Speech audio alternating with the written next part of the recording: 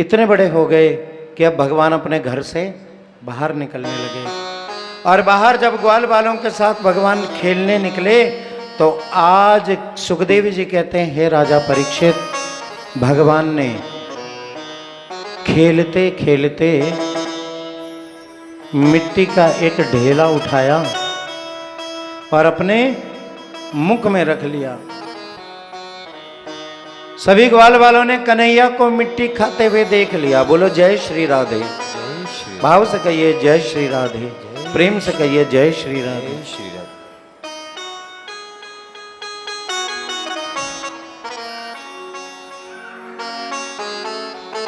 सभी ग्वाल बाल गए। मेरा निवेदन है शांति से बैठें, कृपया शांति से बैठें। और जब मिट्टी मुंह में रख ली तो ग्वाल वालों ने कन्हैया को माटी खाते हुए देखा तो सीधा मां यशोदा के पास गए और मां ब्रज रानी से कन्हैया की शिकायत की। मां, आज तेरे छोरा ने मिट्टी खाई, तेरे लाला ने मिट्टी खाई। मां गई, कान से पकड़ करके लेकर आई और अस्यापि देव वपुषो मदनुग्रहाय स्वेच्छामय सनातो भूतमस्या को अपि। मां ने कहा, तूने मिट्टी खाई? अब भगवान बोले तो बोले कैसे, मुंह में तो माटी का डला है, अब बोले कैसे? तो भगवान मुंह हिलाने लगे। मैं फिर कहती हूं, तूने मिट्टी खाई? नेक अपना मोड़ो खोल, मुंह दिखो, मुंह दिखा। अब भगवान मुंह कैसे खोले, मिट्टी का डला तो मुंह में। सो भगवान ने पहले सारी मिट्टी को चबाया, फिर सारी तरफ अपनी जीभ घुमा करके अपने मुख से मिट्टी को साफ किया। और जब मिट्टी पेट में पधार गई तब भगवान ने अपना मुंह खोल करके मां को दिखाया। मुंह खोला, भगवान ने मां को दिखाया। न भूत संग संस्थानो देवस्य परमात्मना नो वेति भोक्तिकम देहम कृष्णस्य परमात्मना। तो ठाकुर जी के मुख में मिट्टी तो दिखी नहीं, लेकिन पूरा उत्तराखंड जरूर दिख गया। गंगा सिंधु सरस्वती च यमुना गोदावरी नर्मदा कावेरी सरयू महेंद्र तनया चरमणवती वेदिका। सभी नदियां, सभी पहाड़, समुद्र, नवखंड, सप्तद्वीप, सब मां के मुख में नजर आ रहा है। सब मां को ठाकुर जी के मुख में नजर आ रहा है। जब मां ने देखा तो मां समझ गई कि मेरे छोरा को काऊ भूत प्रेत ने पकड़ लियो। मां ने समझा कि मेरे छोरा को जरूर किसी भूत प्रेत ने पकड़ लियो। इतना सोचते ही मां को मूर्छा आ गई और मां जमीन पर गिर पड़ी। ठाकुर जी ने सोचा, आज तक तो मां को पता नहीं था कि हम भगवान हैं, लेकिन अब मां आज पक्का समझ जाएगी कि हम भगवान हैं। और अगर मां ने हमें भगवान समझ लिया तो हम सारा दिन आलमारी में और मां दुनियादारी में। इसलिए भगवान ने योग माया को बुलाया। योग माया से कहा, जाओ, मां ने जो कुछ देखा है उसकी मां को विस्मृति हो जाए। योग माया आई, मां की बुद्धि में जो कुछ था योग माया ने उसे हर लिया। ठाकुर जी ने अपने हाथों में जल लेकर मां के आंखों पर छींटा दिया। मां की मूर्छा टूटी।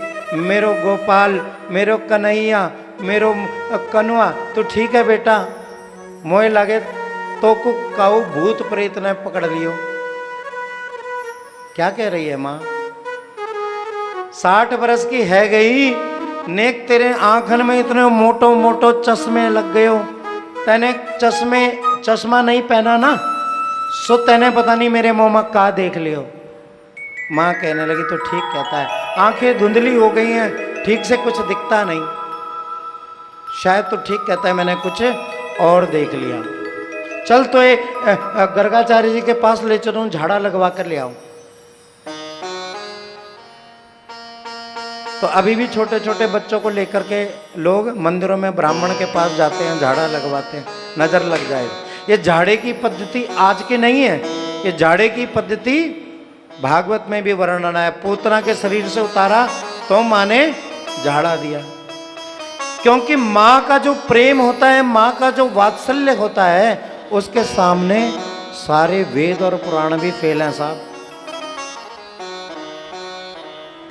क्योंकि बेटा अगर एक दिन रोटी कम खा ले तो माँ सोचती है आज मेरे बेटे को किसी की नजर लग गई।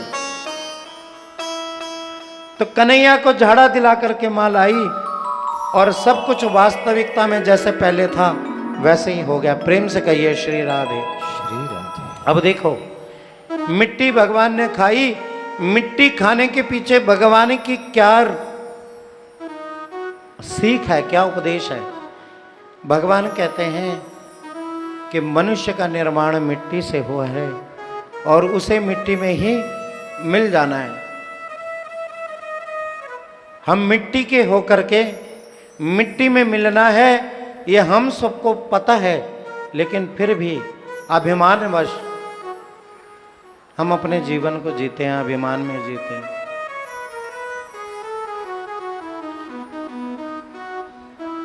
छोटा सा तो कितने बड़े अरमान हैं तेरे, मिट्टी का तू सोने के सब सामान हैं तेरे। मिट्टी की काया मिट्टी में जिस दिन समाएगी, ना सोना काम आएगा ना चांदी आएगी। तो भगवान कहना चाहते हैं कि हे जीव, और कुछ जीवन में याद रहे या ना रहे, एक बात तो याद रहनी चाहिए कि मिट्टी से मैं बना हूं और एक दिन मैंने मिट्टी में ही मिल जाना है।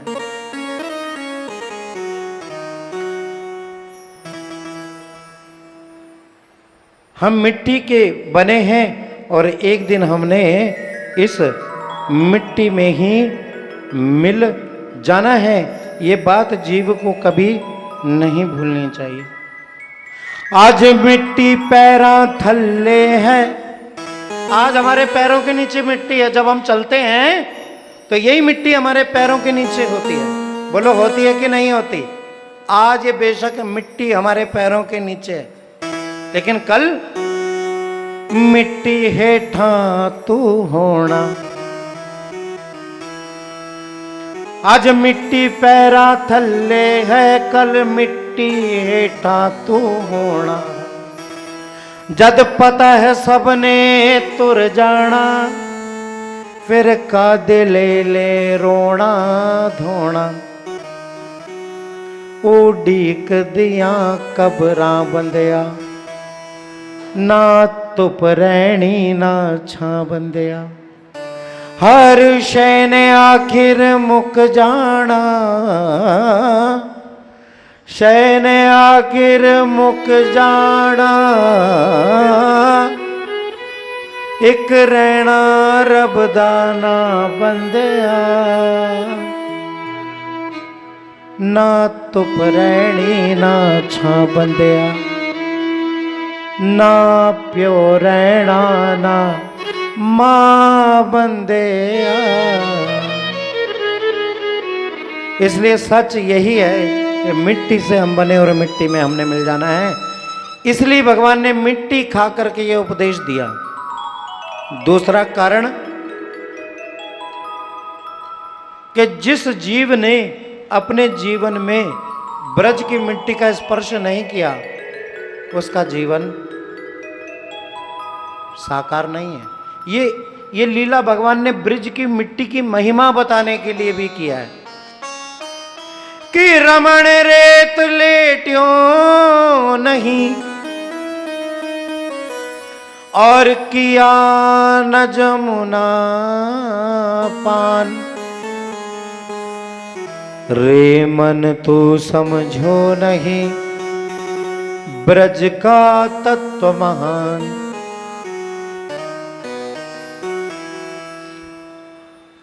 आज बच्चे ना, ये छोटे छोटे बच्चे बैठे हैं, आज ये बच्चे कितने कोमल हैं, नाजुक हैं। और जब हमारा बचपन था तो हम 10 बार साइकिल से गिरते थे, सीढ़ियों से गिरते थे, लेकिन मजाल कुछ हो जाए। क्यों? क्योंकि मिट्टी में खेले हैं भाई। घर के आंगन कच्चे होते थे, गांव की मिट्टी कच्ची होती थी, मिट्टी में खेले, मिट्टी शरीर पर लगाई, मिट्टी में पले, मिट्टी में खाया। आजकल के बच्चों को इन्फेक्शन हो जाता है पेट में। और मुझे अपना बचपन याद है, मिट्टी में खेल कर आते थे और उन्हीं हाथों से दाल भात मिलाया और चल अंदर। हमारे लिए कहाँ गया था वो इन्फेक्शन? जिस मिट्टी को हम बुरा मानते हैं वो मिट्टी बहुत अच्छी होती थी। जो उस मिट्टी में खेले, मेरे बड़े बड़े बुजुर्ग बैठे हैं, सम्मानित माताएं बैठी हैं, मेरे मातृ पितृ तुल्य बड़े बड़े लोग बैठे हैं, जो बुजुर्ग हैं, जो अपना पड़ाव जीवन का बिता चुके हैं आधा, उनको पता है। नंगे पैर नंगे हाथ दोपहर की धूप में मिट्टी मैदानों में खेल रहे हैं। अब मैदान तो कहीं रहा ही नहीं। बच्चों की दुनिया केवल और केवल मोबाइल में सिमट करके रह गई है बस। हमने क्या नहीं किया? गेंद खेली, गिल्ली डंडा खेला, पतंग उड़ाई। मेन गुटमन करके मिट्टी में लेटता है। बोला कभी ब्रजमंडल जाओ तो रमन रेती में जाना और पूरे लोट पोट करके जब तक शरीर में मिट्टी ना लग जाए तब तक लोटना छोड़ना नहीं। कि रमन रेत लेट्यो नहीं और किया न जमुना पान। रे मन तू समझो नहीं ब्रज को तत्व महान। यही ब्रज का तत्व है। ये दूसरी बात भगवान ने मिट्टी खाकर बताया। तीसरी बात, ब्रज की रेत, ब्रज की मिट्टी में लेटकर आदमी मुक्त हो जाता है, आदमी को मुक्ति मिल जाती है। लेकिन एक दिन मुक्ति भगवान के पास गई और भगवान ने कहा प्रभु मैं तो सबको मुक्त करती हूं, लेकिन मेरी भी तो कोई मुक्ति होनी चाहिए, मैं भी तो मुक्त होना चाहता हूं। तो मुक्ति को भगवान ने कहा, मुक्ति कहे गोपाल सो मेरी मुक्ति बताए। तो गोपाल जी मिट्टी से कहते हैं, मुक्ति से कहते हैं कि ब्रज रज उड़ मस्तक लगे तो मुक्ति भी मुक्त हो जाए। ब्रज रज उड़ मस्तक लगे तो मुक्ति भी मुक्त है जाए। इसलिए कभी ब्रज में जाओ तो जो आपका मोबाइल होता है ना उसको स्विच ऑफ करना, अपने बटुए पर्स में डालना, वहां आपको कोई डिस्टर्ब करने वाला ना हो। और जितना भी घूम सको, जहां भी जा सको, वहां का जल और वहां की मिट्टी को जरूर अपने मस्तिष्क से लगाना।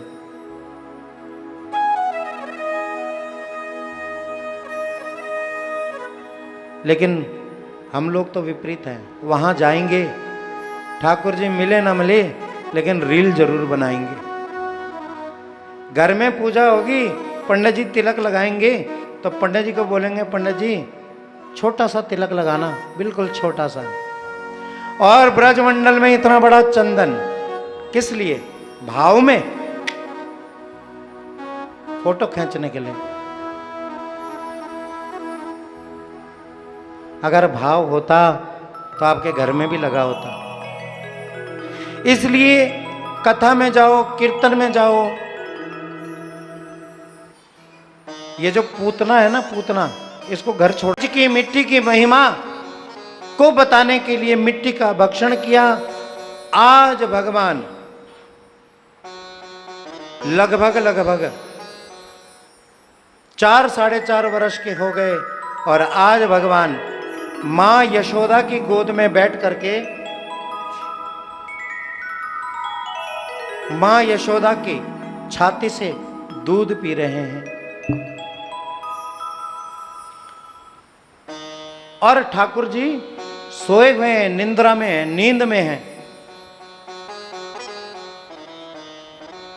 यशोदा ने सोचा बस उठने का समय हो गया, अब उठेगा और उठते ही सीधा आएगा और कहेगा माँ मोए भूख लगी है, नेक ताजो ताजो माखन दे दे। तो यशोदा ने सोचा कि क्यों ना मैं माखन, ताज़ा माखन निकाल दूँ, जब तक कनवा सो रहा है तब तक मैं माखन निकाल दूँ। तो मटकी ली, एकदा गृहदाशीषु यशोदानंद के हिनी। और पहले जब मक्खन निकालते थे तो मटकी के ऊपर एक मथानी होती थी और 2 रस्सियाँ खींच करके, अब तो मिक्सी हो गई है, पर पहले इस प्रकार से दही को मथा जाता था। तो माँ दही को मथने लगी, कर्मांतर निक्तासु निर्मंथनम स्वयं दधी। घर में नौकर भी हैं, चाकर भी हैं, दास और दासियां भी हैं। माँ चाहती तो नौकरों से काम करवा सकती थी, लेकिन नहीं, कन्हैया के लिए माखन निकालना है, इसलिए माँ खुद दही बिलो रही है। यानि यानि गीतानि तद्वल्लाचरितानि च दधिर्निर्मंथनं काले स्मरन्ति त्यान्य गायता। माँ 3 काम कर रही है, एक साथ 3 काम कर रही है। पहला कर्म कर रही है, दही बना रही है, किसके लिए? भगवान के लिए। दूसरा वाणी से गुणगान कर रही है, किसका? भगवान का। जब से इसने चलना सीखा है तब से बहुत शैतानियां करने लगा है, सब्र तो है ही नहीं, उठेगा और उठते ही माखन चाहिए। गुणगान किसका? भगवान का। और मन से ध्यान किसका? भगवान का, कि बस समय हो गया, अब 10-15 मिनट में उठता ही होगा। मन से, वाणी से, कर्म से, तीनों प्रकार से भगवान के चरणों में समर्पित है। भगवान के ही गीत गा रही है। अचानक क्या हुआ? मां रसोई में चूल्हे के ऊपर पतीले में दूध चढ़ा कर आई और भूल गई। दूध जब उबलने लगा तो आग में गिर करके जलने लगा। और रसिक जनों, दूध जब जलता है, उबलता है, जलता है, तो दूध जलने की दुर्गंध आती है। बोलो राधे राधे। आती है कि नहीं आती? रसोई में दूध जला, मां की नाक में दुर्गंध गई, ओहो मैं तो दूध चढ़ाकर आई हूं, भूल ही गई। कन्हैया को गोद से उठाया और भूमि पर रख दिया, जमीन पर रख दिया, और स्वयं रसोई में चली गई सफाई करने। अब कन्हैया को नीचे रखा तो कन्हैया की आंख खुल गई। कन्हैया ने कहा मां को दूध प्यारो है, पूत प्यारो ना है। दूध तो प्यारो है लेकिन पूत प्यारो ना है। पूत को या भूमि में यूं पटक करके चली गई। कन्हैया उठे, 2 बार मां को आवाज लगाई, मां ने सुनी नहीं, सो भूख लगी थी। ऊंचे छीके पर एक मटकी टंगी थी। ठाकुर जी उछलने लगे लेकिन हाथ नहीं पहुंचा। ऊंचो छीको छोटो नटवर, कैसे हाथ पहुंचे ताऊ पर।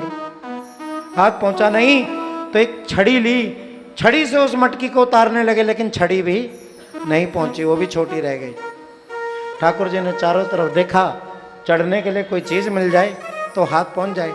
सो मां ने वहां पर एक ऊखल रखा हुआ था।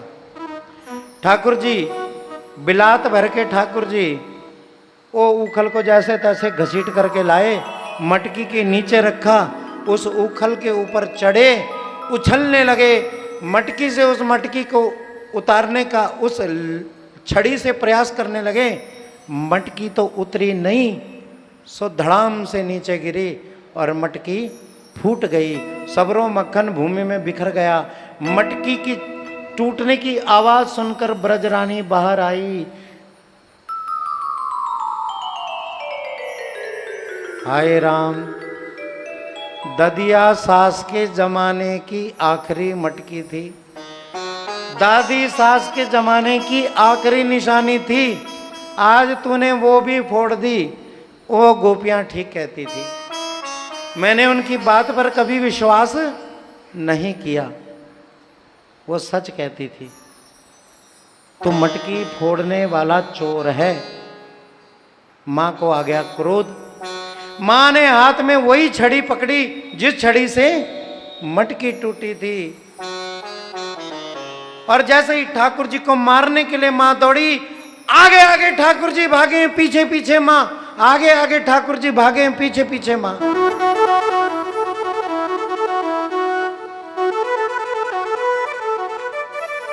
मां कहे रुक जा रुक जा रुक जा। ठाकुर जी कहे मारेगी तो नहीं, आरती उतारूंगी, तेरी पूजा करूंगी, ठहर जा तू।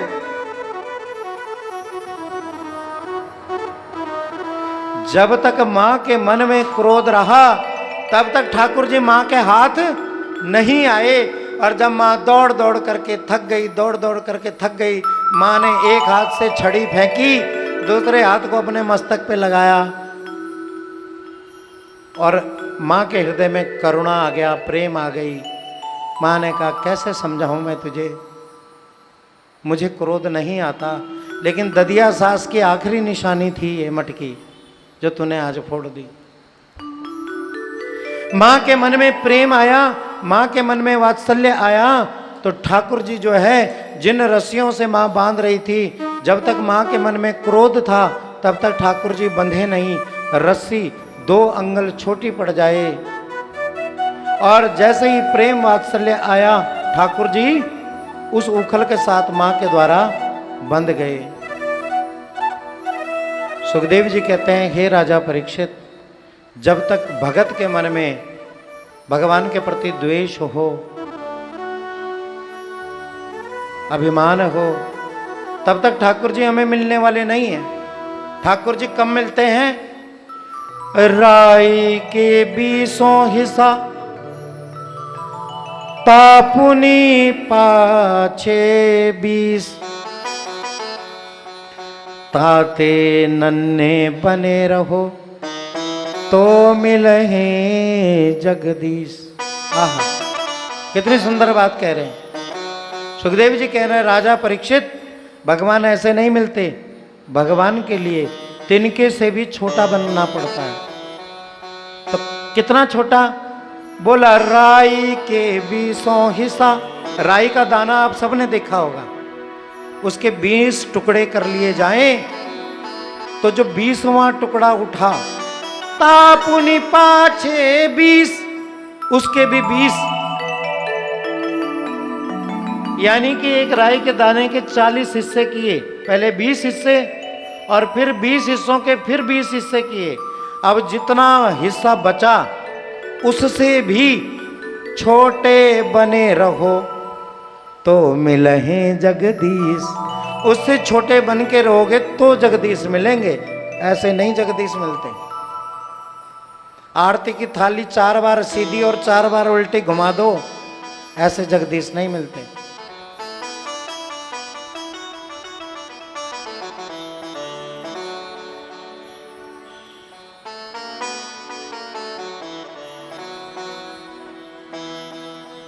ऐसे करने से भगवान नहीं मिलेंगे कि तन मन धन सब कुछ है तेरा, और जो फटा हुआ नोट कहीं नहीं चलता वो ठाकुर जी की थाली में, ऐसे भगवान नहीं मिलेंगे।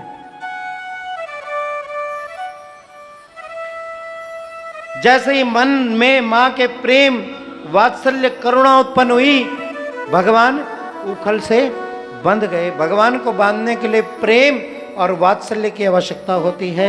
भगवान बंध गए, और जब भगवान बंध गए, माँ अपने काम काज में लग गई। ठाकुर जी उस उखल को घसीट घसीट करके अपने आंगन में घूमने लगे। वहीं यशोदा के आंगन में 2 पेड़ हैं, यमल अर्जुन, एक आंवले का और एक अर्जुन का, जो तने से तो अलग अलग हैं लेकिन जड़ जिनकी बिल्कुल मिली हुई है, वी शेप में। ठाकुर जी उन दोनों पेड़ों के बीच में से पल्ली तरफ पार हुए, ठाकुर जी तो पल्ली तरफ पार हो गए, लेकिन उखल फंस गई। अब जब उखल फंस गई तो भगवान ने एक जोर का झटका दिया, जोर का झटका लगाया।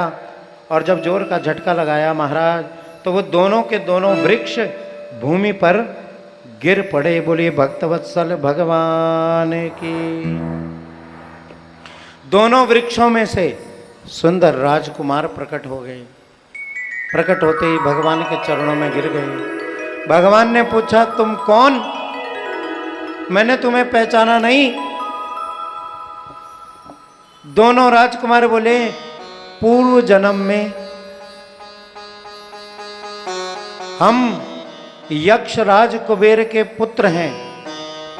मेरा नाम मणिग्रीव है और ये मेरा भाई नल कुबर है।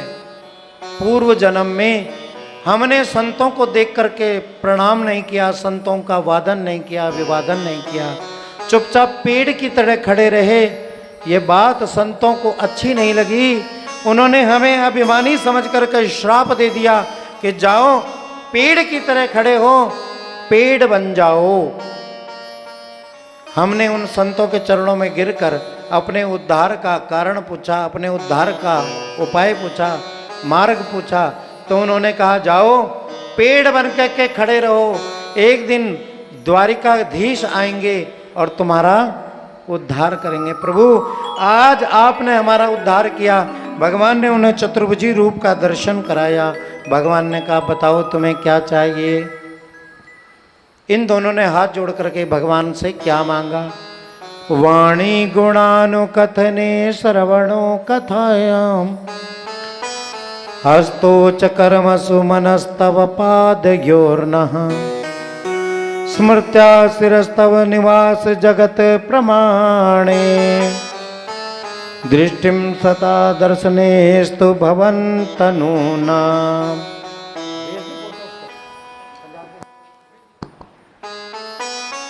भगवान तनु नाम, रहने दो इसको, रहने दो।